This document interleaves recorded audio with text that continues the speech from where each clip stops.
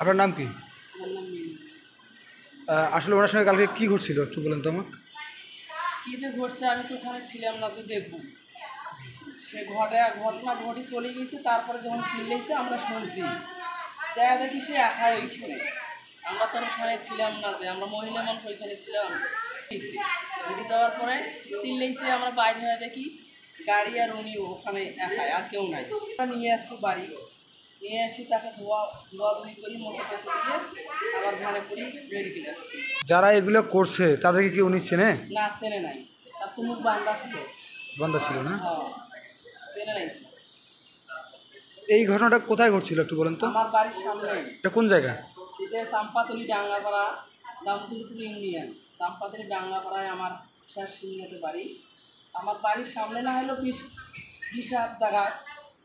জায়গা পার হলে ওনার বাড়ি।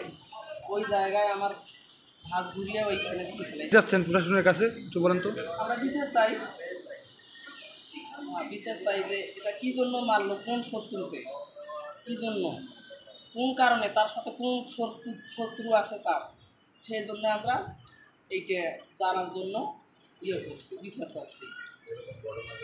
কেন ঘটলো? সে তো আর কোনো দল নাই, নেতা নাই, কোনো নাই।